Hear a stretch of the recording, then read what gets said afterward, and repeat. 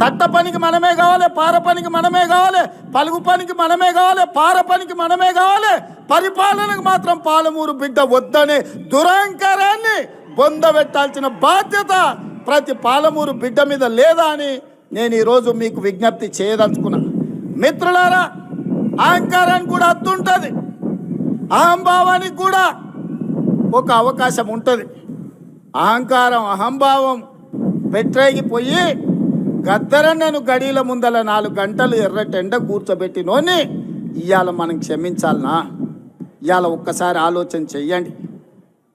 యుద్ధ నౌకై పేదల గలమై తెలంగాణ రాష్ట్ర సాధనలో సమిదైన గద్దరన్న కలవడానికి వస్తే నీ గడి ముందల 4 గంటలు ఎర్రటెండకు నిలబెట్టినావు కదా, నీకు ఉరి శిక్ష వేసిన తక్కువ నాన్నే నీడున్న సోదరులు నేను అడగదలుచుకున్నా. ఇవాళ నేను మిమ్మల్ని అడుగుతున్నా, ఈ ప్రభుత్వంలో అడిగిన వాళ్లకు రేషన్ కార్డు ఇచ్చిన మాట వాస్తవం కాదా? రేషన్ కార్డు ఉన్న ప్రతి వాడికి సన్న బియ్యం ఇచ్చిన మాట వాస్తవం కాదా? వచ్చిన మా అక్కల్ని మా సోదరులను అడుగుతున్నా, మీ ఊర్లలో కేసీఆర్ ఎవరికైనా డబుల్ బెడ్రూమ్ ఇల్లు ఇచ్చిండా? దళితులకు 3 ఎకరాల భూమి ఇచ్చిండా? ఇంటికో ఉద్యోగం ఇచ్చిండా? 1 కోటి ఎకరాలకు నీళ్లు వారిచ్చిండా? 1,00,000 కోట్లు పెట్టి కట్టిన కాళేశ్వరం 3 ఏళ్ల కూలేశ్వరం అయ్యింది.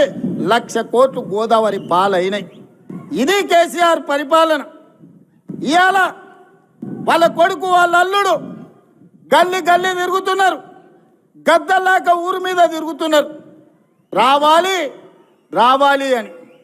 ఎవరయ్యా రావాలి అని నేను అడిగిన. అంటే పాపాల భైరవుడు ఫామ్ హౌస్లో బంధించిన పాపాల భైరవుడు మళ్ళా బయటికి రావాలని. తెలంగాణ ఉద్యమంలో అప్పులను తప్పులను అబద్ధాలను తెలంగాణ రాష్ట్రం కోసం ప్రజలు మన్నించారు. తెలంగాణ రాష్ట్రం వచ్చినాక 10 ఏళ్ళు అధికారం ఇచ్చిండ్రు. 10 ఏళ్ళల్లో ఆయన చేసింది ఇసుక దోపిడీకి అడ్డం పడ్డ నేరెళ్ళ దళితులను లారీలెక్కి తొక్కిచ్చిండు. పండించిన పంటకు గిట్టుబాటు ధర అడిగితే ఖమ్మం జిల్లాలో గిరిజనులకు బేడీలేసి జైల్లోకి తీసుకెళ్ళాడు.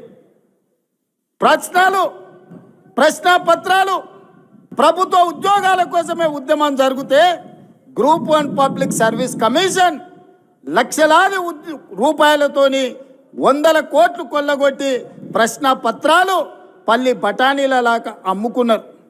ఇల్లు ఇయ్యలే, పెన్షన్ ఇయ్యలే, నిధులు ఇయ్యలే, నీళ్ళు ఇయ్యలే.